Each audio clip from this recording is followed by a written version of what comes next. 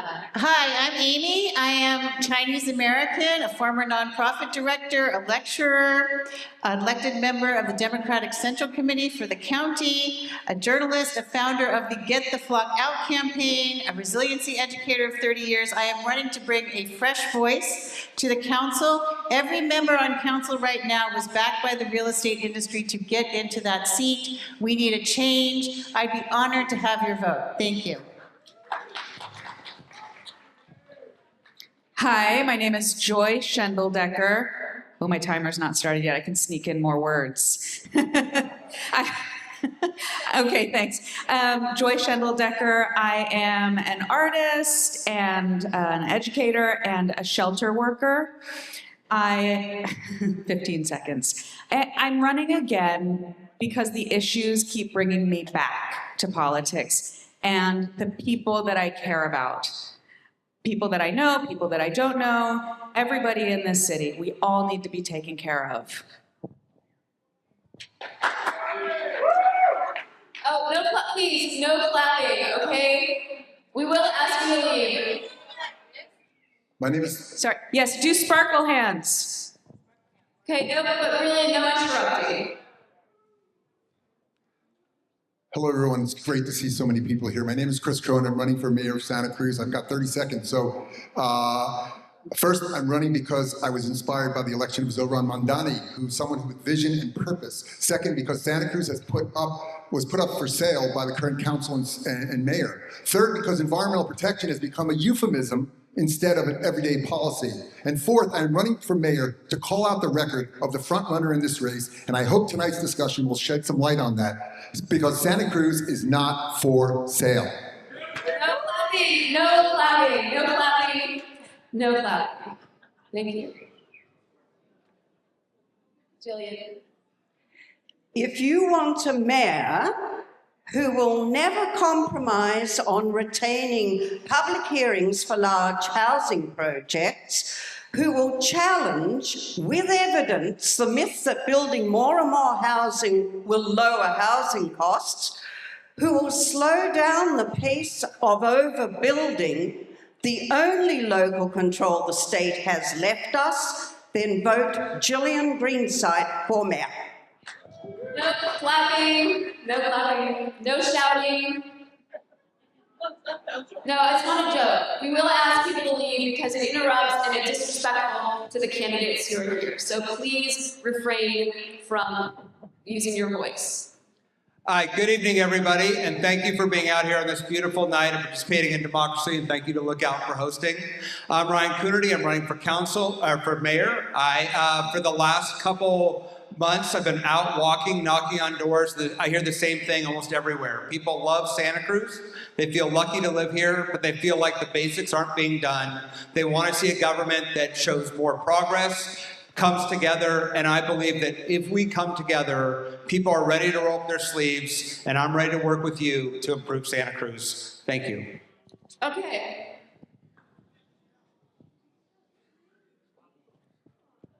We're really going to work to be respectful here tonight. Okay, please. Okay, the first question is going to go to you, Joyce, as Amy started. So here it is. It's going to go right down the line for everyone. We're going to jump right in and talk about changing Santa Cruz. So there's deep disagreement over whether Santa Cruz is overbuilding, underbuilding, misallocating development. Mm-hmm. So is the city building too much, too little, or the wrong type of housing, and what would you change? One thing that I would change would be to front load our objective standards process so that we're having these community conversations about what kind of housing, where, and for whom. We're front loading that instead of arguing about it after the fact. I do think that we have, because of exclusionary housing, not built enough housing in previous decades. I think that we have done a lot of work to catch up to that. I don't think that we've done enough to catch up to the affordable housing needs. And even though it is very challenging to push back against the developers who make the pencil out argument, I have participated in pushbacks that have proven that that's not the case. I think that we can push back against developers and their pencil out arguments for more affordable housing. I think that we can make our objective standards in a community-led process where we do talk about what kind of buildings, what do they look like. I think smaller and mid-sized developments are better suited for most places in the city. I don't think that building large buildings, especially majority market rate buildings, in our downtown and riverlands is ecologically appropriate or appropriate to the populations that are already there. But we do need to be having these conversations and take into account state laws, what we can and can't do to push back against them.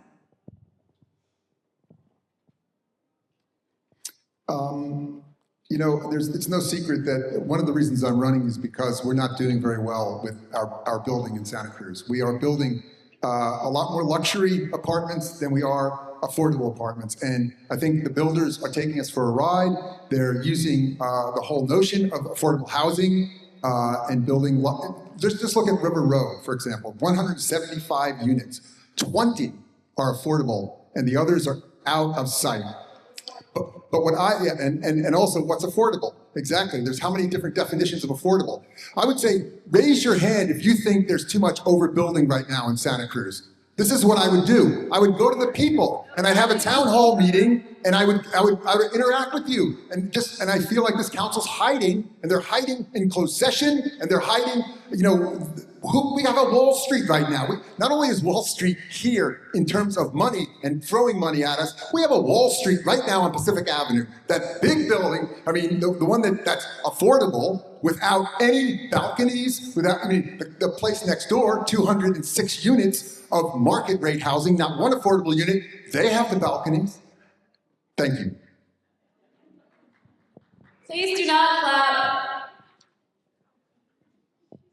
There's no question that there is overbuilding in our city.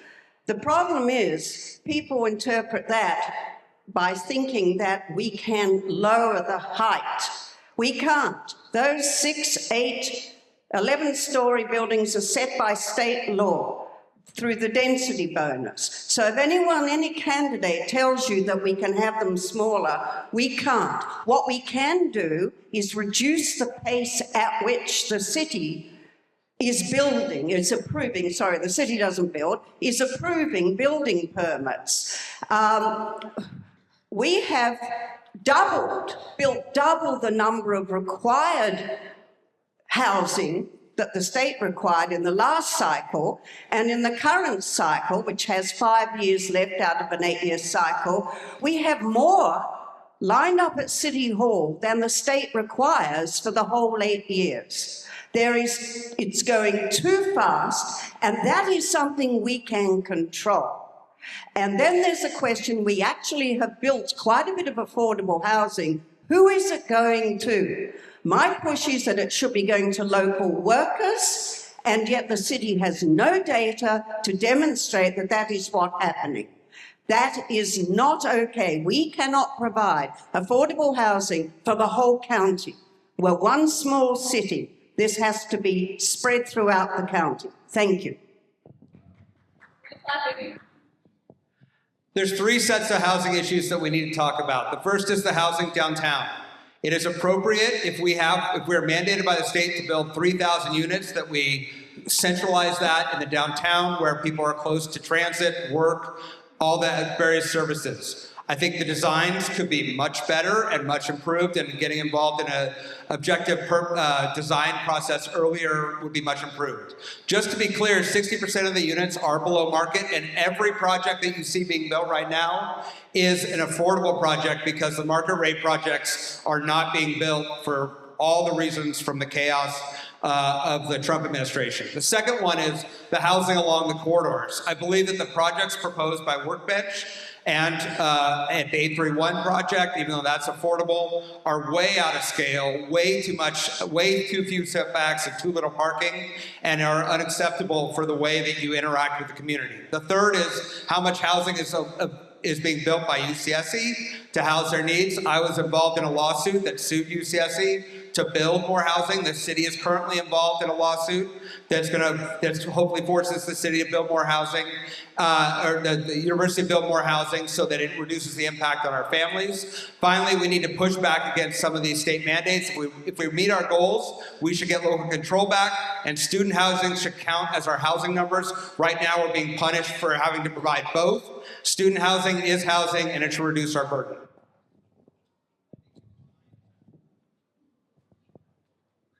Can you repeat the question? Yeah. The question was all the disagreements about housing, and are we building too much, too little, and what should we be building? Is the city building, are we building the wrong type of housing, and what would we like to see in its place? Thank you. Yes, I think we've been building too much. I mean, according to the housing element, we doubled, and Jillian says this a lot, the number of units that we actually needed to build. And so it feels like, if that's the case, we've become an experiment for the YIMBY movement here. The developers are incredibly interested in this area. And I also want to emphasize that there is a housing crisis. When I talk to young people here, they very much are concerned about housing, the amount of housing, the cost of housing, and they are looking for housing. And so I think we need to balance what we're building with concerns about these big buildings downtown that are shocking everyone, frankly. And I think we need to move the buildings across the community so that they're not as impactful. We are stuck with our RENA numbers. If we try to sue the state, we could lose our land use control entirely. And so we need to have a town hall where we all get together and talk about objective standards that we can agree on with design elements that we can agree on, maybe 3 different types of designs, right? There could be a modern, there could be a mission style, there could be something else. But people are very unhappy with the built environment. It is our shared environment. And I really care about our shared environment. I care about our architecture. I think you all do as well. But also, we are building a lot of affordable housing, and I appreciate that because affordable housing is needed. It's based on a percentage of the income in the RENA numbers. The next RENA cycle is coming, and we need to be working on that. It is coming soon, and we need to be working on that. Thank you. I'd like to build off of that question about community character. We've seen some questions from the audience about that question. So let's talk about that. Let's talk about, this development does raise these questions. Chris, this is going to you first. So about neighborhood character, livability, and when the goals of development and that conflict, what can the city do, and what would you do to help preserve community character, but also, needing to expand the housing supply? When the goals of development and what? Where would you, this idea that we do need to build, we have to build. What levers do you think you could have to maintain some of the community, the character, and some of the livability that is so often discussed? First of all, when you're on the city council, you cannot do much as mayor. It is not the system where you just pass some executive orders and things happen. You have to work with 3 other council members, and you need 4 votes to do anything on the city council. So I would begin early on negotiating with fellow council members. I think that we should direct our planning department to stop working with the for-profit developers. Let's work with nonprofits. Let's prioritize our work. Right now, we have a planning director that is totally out of control. He came here to do what he's doing, and he's doing a good job. He's doing it because the council is allowing him to do it. So it's not Lee Butler doing this. It is the council empowering him to do it. So I would get the council to direct and get some, stop this overbuilding of Santa Cruz. And I think also, secondly, negotiate with the university. You have a lot of sway when you're on the city council, when you're mayor, with the university, as Ryan pointed out about suing the university over housing. I think we need to do it again because there are way too many, and this is not anti-student. They're forcing students into apartments for 7, 8 people in a 2-bedroom apartment. This is not acceptable. And I think the last comment that I remember the chancellor saying is she's glad that they're building in Santa Cruz now. Hey, we need to build some stuff up on campus or stop accepting so many students. Thank you. Please do not shout out, okay? I recognize, please respect the candidates and maintain some decorum. will have to ask people to leave who are not following the rules. There's a big difference between what we would like to have happen and what is happening and who's driving that. We'd all like to see smaller buildings and housing projects. We don't have control over that. And this myth that it's just happening downtown, you haven't been to community meetings of the developments along Mission Street, next to the clock tower, on Water Street, on Soquel Street, if you think this is just happening downtown. The others haven't yet been built, but they certainly will be built. So what can we do? I've attended all but one of the community meetings for all of these projects that have been approved. And the neighbours beg, would you please put the balconies on the other side so it doesn't take away all our privacy? And sometimes the developer does that. There was one on Mission, the developer was agreeable, the others, no. So we shouldn't be living in a fantasy about how much control we have. It's the state that has control, and we have to mount a campaign that changes that direction. That ain't going to be easy. The housing build, baby, build is the pendulum right now. And what we can do locally is to get organised and have a council that will move more aggressively against the state. In the short term, when this city has leverage, it needs to use every bit of the leverage it has to push back against developers like Workbench that build right up to the property lines, provide no parking, and just really violate the contract that we make in a community between each other.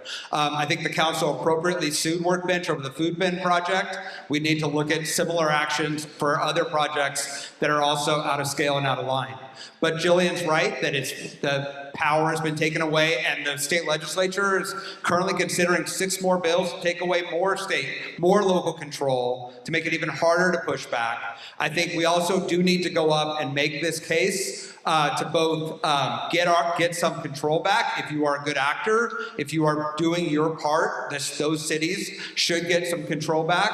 And then we also do need to push by forming an alliance with university communities, and that's a lot of legislators represent university communities, to say that student housing is housing. So when UCSC builds housing, it counts towards our numbers, which reduces the burden and our obligation to have some of these projects that are way out of scale for our community.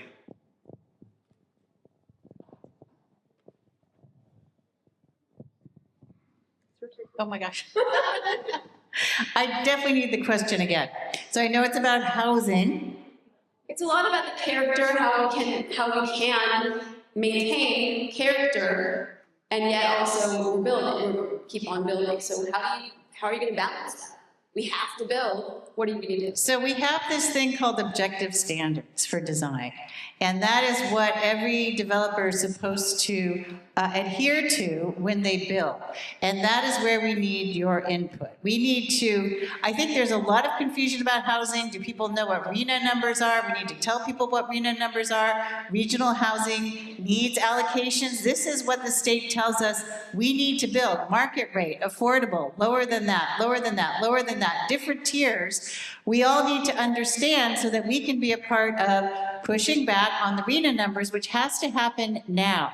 Our RHNA numbers are 5 times what they were in the last cycle. 5 times what they were in the last cycle. So you ain't seen nothing yet, okay? So that means that you need to get involved because the council needs to hear from you, right? And we need to have town halls and talk about what we want as a community. In terms of character, I already talked about that. I talked about how we could have different sets of designs for buildings that we can agree on. One of the things that people say is we want eclectic design. We want different types of design. And I've talked to people who say, well, how do we put that into an objective standard? Like, just do whatever you want, like have all kinds of things. We need to be very clear about the kinds of design we want. And so that's what I think we should do. I think that we should have a dashboard too for how much affordable housing is being built. Who are the people who can go into that affordable housing? Have we filled them up? How much have we leased up these buildings? It is so confusing. You hear one thing from one person, is that a stop? Okay, thank you. Thank you. I'm going to answer in a slightly sideways way, and please use your sparkle fingers if you like what I'm saying. You know, tangential, but so important. I think something that we need is publicly financed campaigns. There are 4 candidates up here who have not taken any money from developers and who have not worked for any as a consultant to any developers. We are You have to answer the question, though. We are members of the community who are rooted in the community and are responsive to the community, not to developers. I think that I answered part of the question previously in terms of objective standards and front-loading that process as a community-led process. I don't have actually that much more specific to say about that. But I think publicly financed campaigns, ranked choice voting, increasing our participation in democracy and access to democracy and these conversations, actually, these are the things, the foundations, having conversations that we end up with a community that looks and feels like home to us and not to developers that are extracting resources from our city, to Houston or to other parts of California. It is. I think we actually, when we answer a question, sometimes the question is about this upper level. Sometimes there's foundational work to do that gets us there. Okay, character. All right. Can I respond? Okay. Are we allowed? Everyone gets a 10, yes, it's like a 30-second response. Yes, that's part of the system. If you don't like it, you don't have to be here. We did that before. 30 seconds. Yeah. 30 seconds. Sure. So I think it's head spinning when Joy yesterday was talking about getting rid of single-family zoning and spreading the density and the housing across all of the community, and then she comes here tonight and says, this is just about character, and this is about not really about that. It's about campaign finance and on all these other things. I've stood up. Over my course of my career, I've voted for some projects. I've opposed other projects. That's the way it works. But she should answer the question, because yesterday on K-Squid, she said, I want to get rid of single-family zoning. I want to spread the density from downtown. It's not where it should be. It should be all over the rest of the city. She should answer the question. Thank you. Please do not speak out. Oh, we all get 30 seconds? You get 30 seconds, but you especially get 10 minutes. Okay. Called on you. Well, I will say, yeah, I mean, the state has effectively gotten rid of single-family zoning already. So we are, people are allowed to divide their lots. People are allowed to build multifamily homes. We can have small apartment buildings.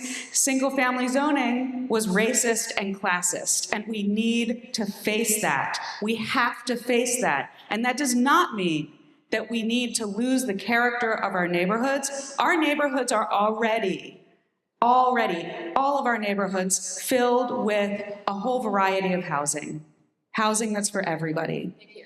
All right. Did you want to respond to that as well, or can we move on? Does anyone else have something they'd like to respond to that? Move on? Okay. All right. We're moving on, or are you going to say something? I want to say something. Yeah, so I just wanted to say something. When we went to districts, we all thought, oh, maybe we'll have more representation in districts. We are not seeing town halls in districts. We need transparency. And I'll tell you what, I have seen screenshots on Nextdoor of people way back in 2019 talking about how we need districts to keep progressives off the council. Okay, and now the city charter is being proposed. It's about transparency. It's now being proposed that city council, by this council, not have meetings twice a month, but only once a month. So you need to pay attention to what's happening around dialogue and transparency. Okay, let's try to stick to the questions. We're going to move on. We're going to change the topic. Let's move on to questions of homelessness. We're seeing a lot of questions from people we've talked to. A lot of these questions that we have have come up, people we've asked students. We've really tried to collect a large group of questions that the community is interested in. And a lot of people are talking about homelessness, unsurprisingly. So the city continues to invest heavily. We've heard it's up to $11 million a year in homelessness responses. The outcomes still remain debatable. Jillian, you're up first. So do you think the city is on the right track, first of all? And second of all, what measurable results define success to you in your homelessness strategy within the next 2 years? Well, let me start with the big picture. Obviously, so many people who don't have a home, a shelter, a fixed address is related to our system of priorities at the federal and state levels. I don't mean to insult anyone here, but I'm from Australia. I go back, you do not see houseless people because the government provides housing. So back to our situation here. There's been a lot of money thrown at this issue. If I were in the sort of seat of power, I'd like to sort of take a look and see how well it is being spent. There are obviously no easy solutions, and there has apparently been progress in our city for getting some folks previously unhoused to be housed. I might differ from some of my other colleagues here in that I think that there's well-deserving people in the houseless community, but it is a very heterogeneous community. And I would say for perhaps a small number of people in that community, they're giving the whole community a bad name. If there's shelter available and they don't want to go to it, I would not tolerate camping in our streets or in our parks. Yeah. This is the number one issue I hear when I walk door to door. There's enormous frustration. As was mentioned, the city, to its credit, has reduced the unhoused population by 50% in the last 5 years. If you had told me that that was possible 10 years ago, I would have said it's impossible. The problem is what the strategy that got us there will not get us to the next level. The folks that remain, not all of them, but some of them, are the most sick, the most addicted, the most challenging, the most service resistant. We need a strategy for that population. If you go to Coral Street, it's an open-air drug market next to homeless families that are trying to rebuild their lives. We would not tolerate that behavior next to any other neighborhood in Santa Cruz, and we shouldn't tolerate it there. We need to offer people shelter. We need to offer people a bus ticket to somewhere they can be more successful. We need to offer them mental health or substance abuse treatment. And if they will not take that, we need to use some of the new tools that the state has provided, conservatorship, care court, the PAC program. It is immoral and unacceptable to have people continuing to live on our streets and in our parks.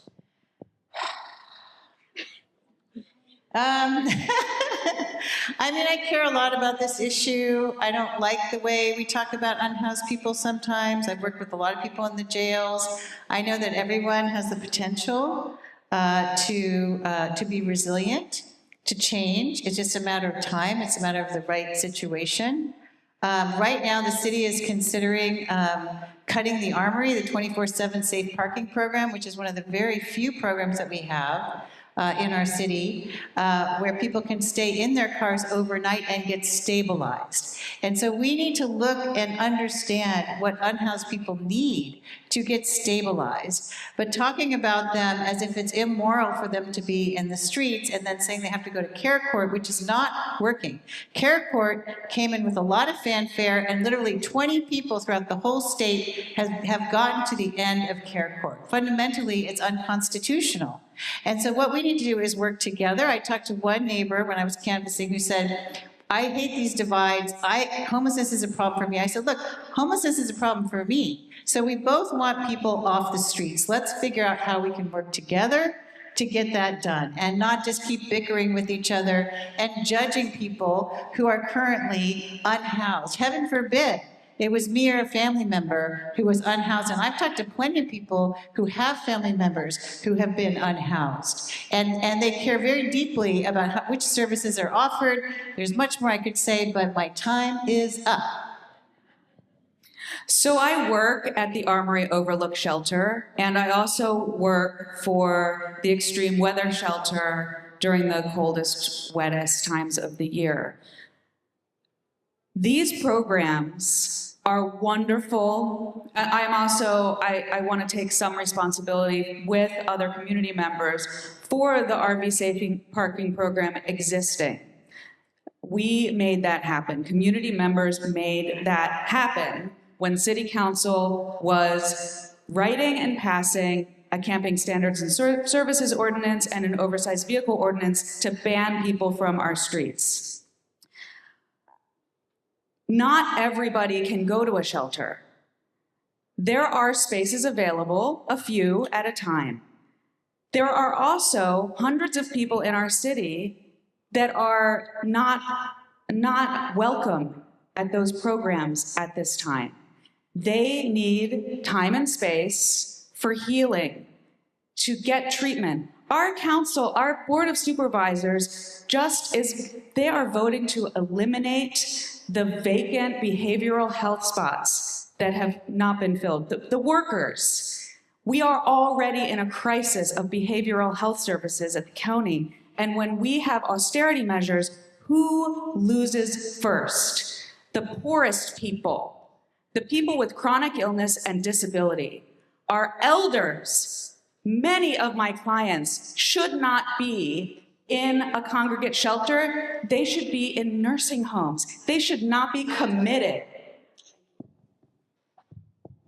Thank you. Immoral and unacceptable, Ryan says. Is there anyone here that doesn't feel that it's immoral and unacceptable that we cannot house all of our people? I mean, I don't think there's anybody up here that doesn't think it's immoral and unacceptable. He's trying to make a point, but the point is we all feel that way, but we have different ways of getting there. I go door to door too. Number one issue in Santa Cruz, raise your hand, is it homelessness? Is it housing? Yeah. And these two groups are intimately connected, the unhoused and the housed, and people looking for housing. And we have to look at it from a global perspective, more of a, take a step back and look at the whole picture. What I would like to see more is day services. They're moving day services, maybe for a good reason. We need to put it somewhere else. We need multiple day services. This is where people get showers, they can hang out, they get their mail. We need to support MHCAN. This is peer-to-peer folks working with one another on mental health issues. We also need to have a revised pit count. I did the pit count, the point in time count, where you go out at 5 o'clock in the morning and you go with a person who's formerly homeless and you start counting people. And it's really full of holes. And they do it when it's super cold. And we're not capturing that at all. So I'm going to disagree with Mr. Coonerty on that we're reducing homelessness. We're not reducing homelessness. Thank you. Oh, right, okay, we're back. Oh, sorry, you're back. Yes, all right. Really fast, we're running short on time, so we're going to do 30-second responses to a couple of questions. All right, the first question, Ryan, this is for you. I want to talk about Housing Matters services. So they stopped the services, Chris said, April 1st. Could the city have done something else? Should the city have done something better the services stopped without a clear replacement plan? It's intensified concerns about conditions, access to care, impact on the surrounding community, etc. Should the city have handled that decision differently? Would they have, and what would they have done? 30 seconds, sorry. Yeah, the removal of day services is a public health issue and it's a civil rights issue. But also, I want you to remember that the city does not have a healthcare agency. The other cities in our jurisdiction and the county spend functionally zero on homelessness, and the city spends $11 million, and that's money that could be spent on parks, youth, seniors, and other things. We need the other jurisdictions to do their fair share. There's no reason why the day services have to be located in the city of Santa Cruz and funded by the residents of Santa Cruz. We do our fair share. We need everyone else to do their share. I'm sorry. Thank you. I guess we'll start with you. Go down the line quick, 30 seconds. Sorry, we're just in the race. I'm sorry, repeat. So, Housing Matters canceled ended its day service for the unhoused April 1st without a clear replacement plan. So the question is, should the city have handled this decision differently, and what would you do now to restore order and services? I absolutely think the city should have handled this differently. I think there should have been a plan to provide day services elsewhere. One of the issues we face is that we have county services here. We have Emmeline, we have Housing Matters, so all these services are in our town. And I don't think they're going to go anywhere anytime soon. So that means when we're working with the county, we need to cooperate with the county as much as possible to do what we can. Now, I want to take issue with the last point in time count that I could even find on the city website said that homelessness has gone up by 30%. So I keep hearing these different percentages, and we don't have 2026 yet. Yeah, homelessness has not gone down by half in the city in the last 1 or 2 or 3 years. That's just, it's gone down, but significantly in some ways, but it's not halved. In terms of the day services, I think that there's a systemic problem when you put all your eggs in the basket of nonprofits. I work for a nonprofit, we need nonprofits are great. When we put essential services solely into their hands, we don't have elasticity. I think we're a compassionate community, and I don't think offering bus tickets to people that get them out of town is the way to go. And I also think that my brother, for example, has, Talk about the day services. I understand that. We're talking about homeless services in general. My brother has, had some problems lately, and I think this thing of a nurse and a social worker went out to visit him. It was very effective. And you're not going to force my brother to do anything. You're just not going to force people to get off the street if they don't want to get off the street. We have to give them a good reason. Again, the question was about Housing Matters closing the homeless, the day services. I've got a reputation of being a rather critical person, but I pride myself on that I want to know all the information and all of what was discussed. I'm not privy to that on why Housing Matters chose that direction. I'm sure it wasn't an easy decision, and what alternatives were presented. So on this one, I'm not going to be judgmental. It is very unfortunate, and there doesn't seem to be a replacement, but I would like to know from them what drove them to that decision. Okay, good. All right, one more 30-second question, and then we're going to move on to candidates asking each other's questions. So very quickly, Amy, perhaps the single most important vote cast by a mayor each year is on the city's budget, which we recently had. That's been submitted by the city manager, and so I'm wondering if you've read the budget, and also what changes you would advocate if you were the mayor today. What would you be willing to reduce in the city budget to fund your top priority? I have read the executive summary of the budget because I'm currently reading the housing element, which is 575 pages long. So there's a lot to learn, but I am a journalist and I think I can handle it no problem. It's just a matter of time. Now, as for my priorities, I think we do have to focus on the unhoused because the Armory, if they're going to cut the Armory, then why is that? Because they're worried about funds. So I would fund for the Armory because we don't want people in RVs. What would you cut? Okay, all right. Okay, what would you fund and what would you... All right, here's what I would look at. And this is partly responsive to our city SEIU workers who have done a study, and they have specifically asked candidates if they would follow up on it. Our budget, our city budget, and the staffing at the top, managers and supervisors, has ballooned just in the last 3 years. It was already top-heavy, while vacancies remain open at the bottom levels for our boots-on-the-ground workers. There you go, Chris. First of all, who here knew that the city passed a budget? Raise your hand. That's the problem. Who was invited to these meetings? It always happens. There's a few people sitting in the audience. They don't let you know this. Why don't they advertise? You get your water bills, they send you this great schmoo review all the time. What happened to the city budget? I'll tell you. I cut executive salaries. Zoran Mamdani gets $245,000 a year. He's got 240,000 employees. You know our guy, the person, the city manager, he gets $265,000 and he's got less than 700, he's got about 700 employees. What about that? No clapping, please. Thanks. Haven't read the current budget, but I'll tell you the previous budgets. 2 of the departments got their staffing doubled at the top and got their budgets doubled. That was economic development and the city manager's department. At the same time period, the Parks Department was cut by 30%. So if I were there, I would be rooting to get the Parks Department back to full funding, because that's the resources that we need, and cut the departments that are over bloated.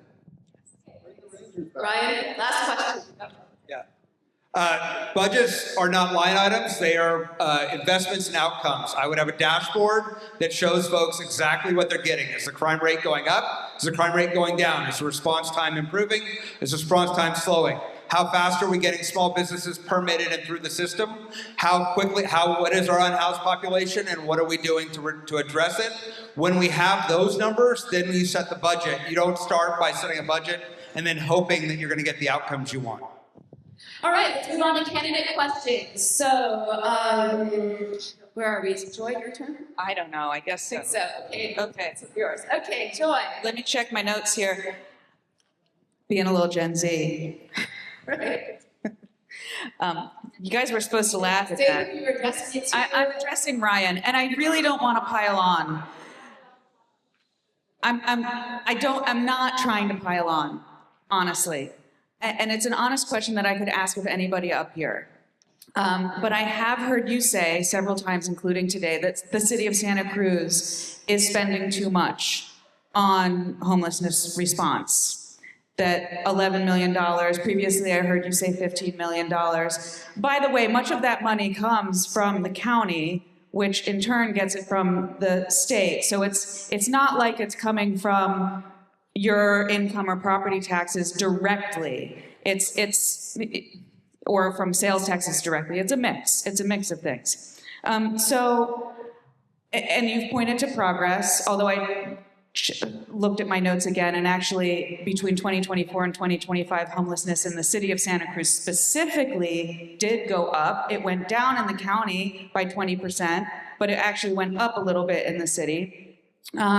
So which specific programs do you believe are responsible for the progress that you have cited, the progress that you have cited of a halving of people who live outside, and which, if any, would you reduce or eliminate? So I believe that this is a compassionate community and we should invest in our unhoused population. They are members of the community. They are in need. We need to help them.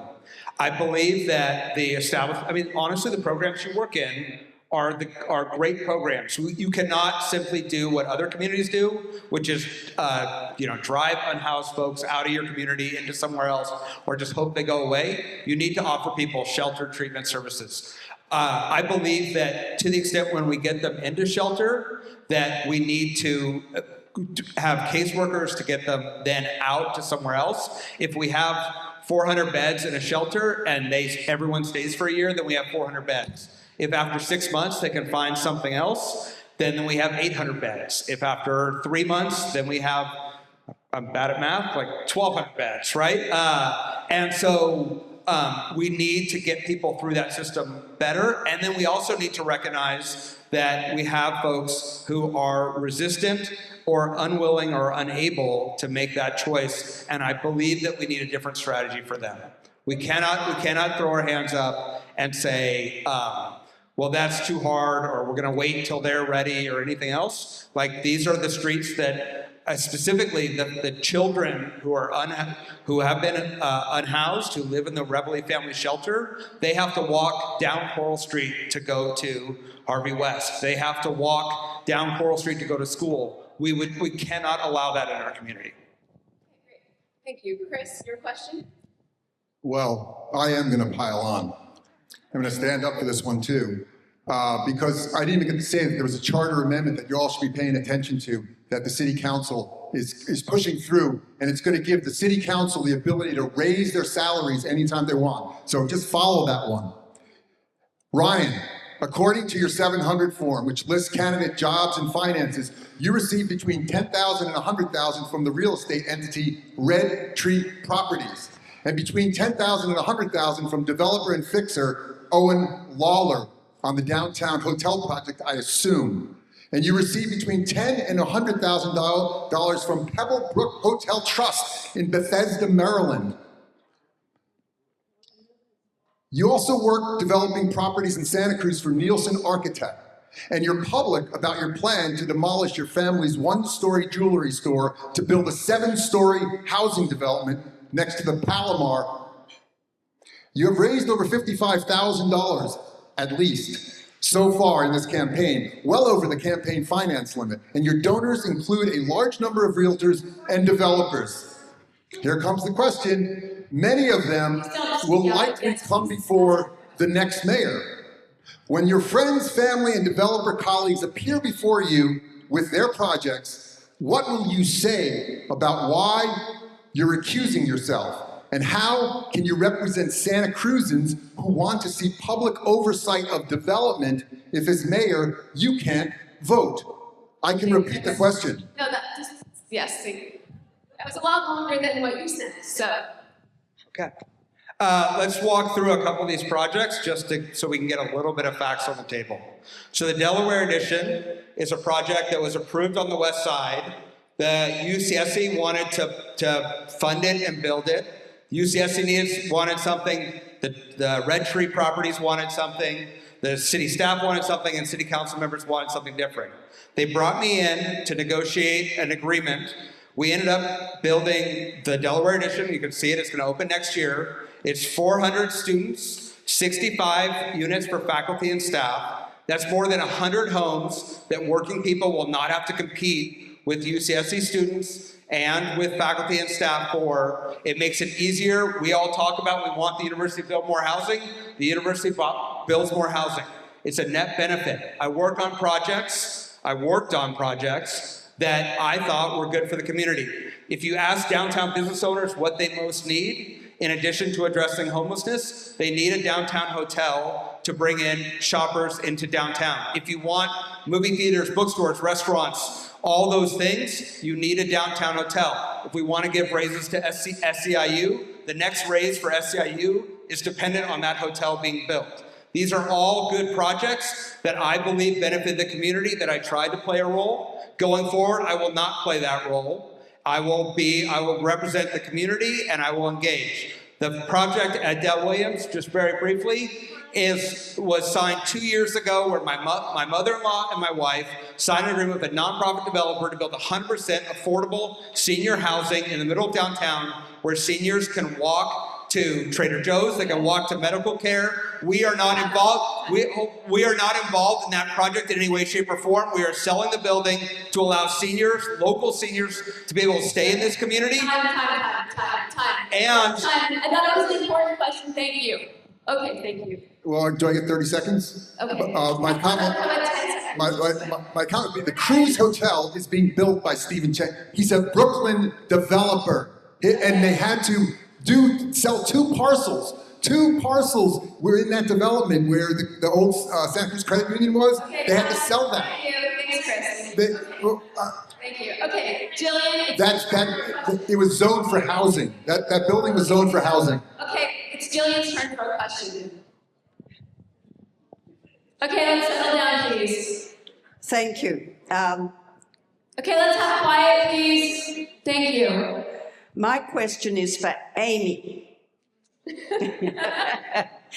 Amy, at a recent forum, you said that you are in favour of a streamlined approval process for large housing projects. Streamlining involves removing public hearings from that process.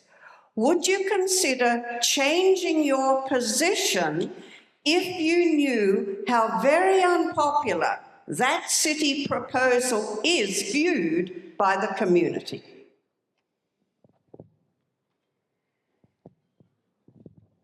I don't remember saying that. I remember saying that someone had said, you have to fund affordable housing.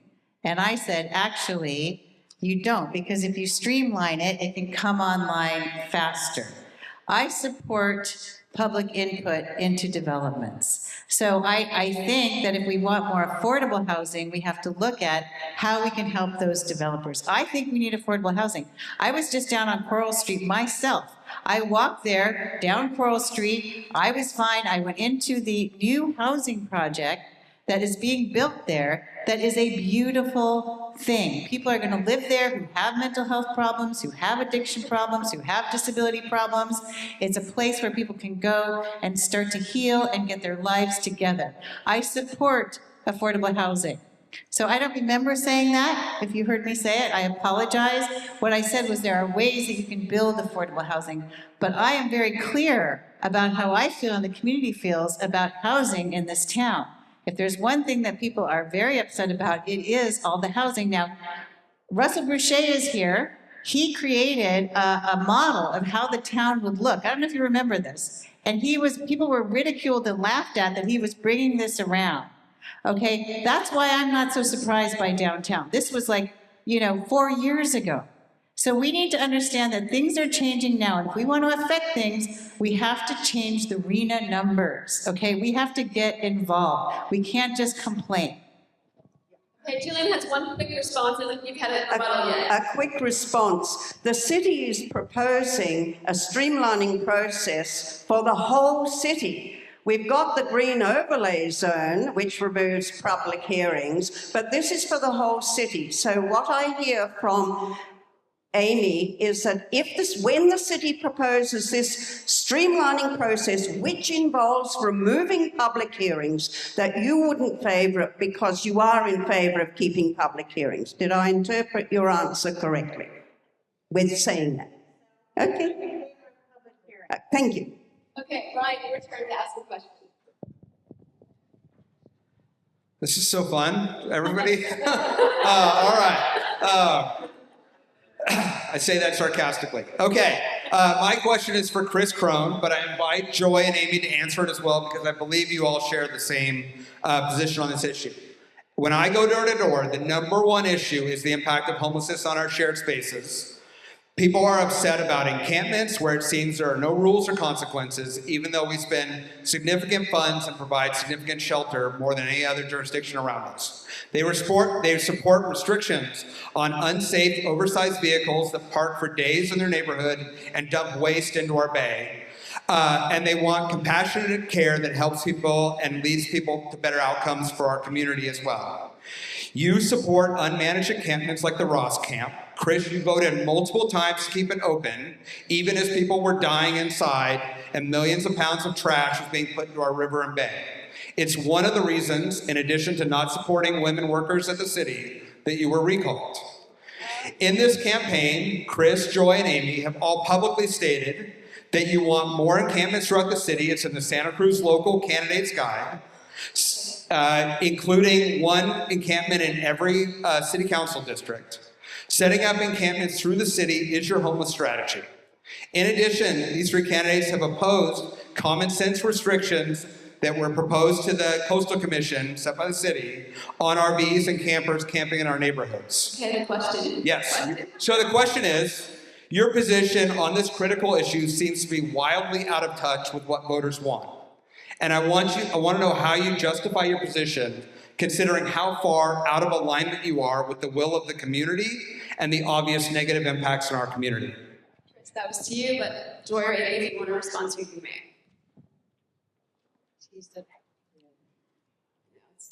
I think what I said before about how immoral and how we're not taking care of our homeless people in Santa Cruz.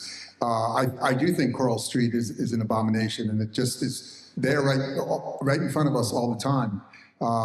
Back in 2016, 17, the Ross camp came about. There was a lot of city workers working on that camp. There was the police department buy-in. In fact, the police chief at the time said he'd rather have folks all together in one place than spread out through the city. And once they dispersed that camp, They went to many parts of the city, to our greenbelt lands, and destroyed that as well, or created fires. So it's not, there are so many issues dealing with homeless folks, and I don't know how well we're doing, but that was a real challenge at the time, and I hope that we can do better. And I don't think that we've seen even less homeless people today. I want to say how Ryan is out of touch with the Santa Cruz voter by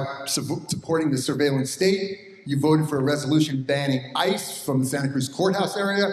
You support cutting upper campus forest and to extend water use at UCSC. 77% of voters opposed UCSC growing to 28,000. Okay, Chris, thank you. Joy? To answer the question, sort of, here's what I think does work really well and has worked really well in the last few years. An influx of COVID money. Money does help. Housing does help. The Armory and the 24/7 safe parking program, nobody was able to get housed last month because there was no housing for them in the county. Okay? It's not because their case managers weren't working hard enough. It's not because there aren't 30 people in that program who are ready for housing and are waiting for it. It's not because there are people there who don't need more care in like skilled nursing facilities and recuperative care and they don't want to go there. The spaces aren't there. There's people who want to go into treatment programs for their substance use. The spaces aren't there. We do need to spend money on this. I have a lot more to say, so just like look at my Instagram and I'll make some reels about it. I kind of feel like in the United States, we don't want to accept the fact that we now have shanty towns. And we do. And that is most unfortunate. And we want to hide it, and we want to not admit it, and we want to, now that doesn't mean we don't do anything about it. And what I really don't like about how Ryan framed that question is he made it sound like I want encampments where people are running amok all over the city. That is not what I want.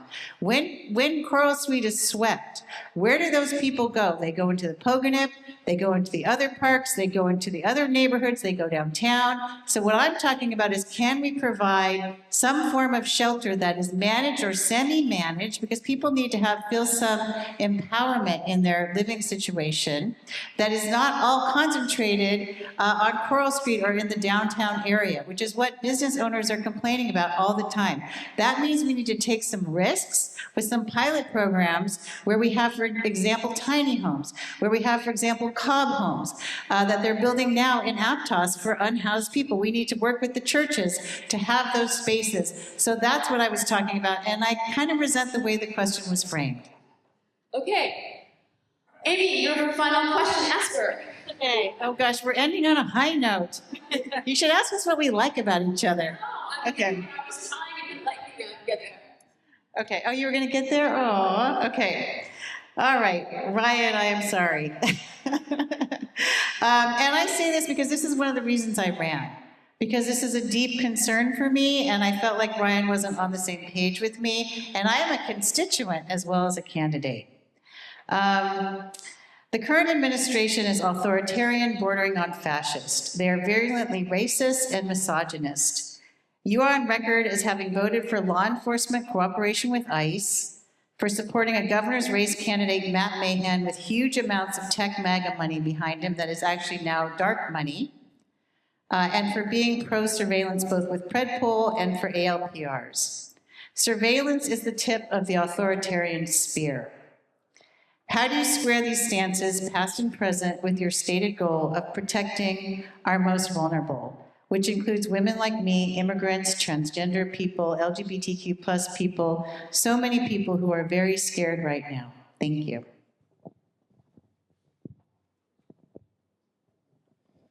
So a couple of things, and I think it's really important that when we talk about these things, that we deal with facts and not immediately go to slogans. So I voted against a non-binding resolution on a state bill that never passed under the Obama administration and cooperation between the Obama administration and ICE on some violent criminals. That does not mean that the same policies apply to our current administration, which is all those things that you say and more, and that we need to stand up and resist. And if elected, I will absolutely ensure that we maintain our sanctuary city status, that we do not cooperate with ICE, that I, as your mayor, would stand out there and do my part to observe and prevent any attack on our most vulnerable population.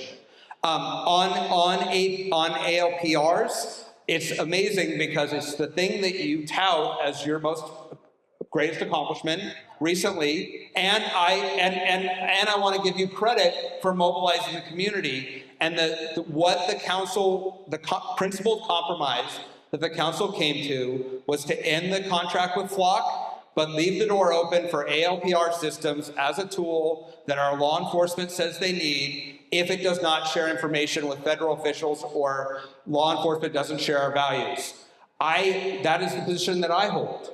So it is, and I think that one of the challenges that you may face if elected is if you negotiate and get to a principled compromise, you need to respect that everyone came with the best intentions and that is the best policy. Thank you. Okay.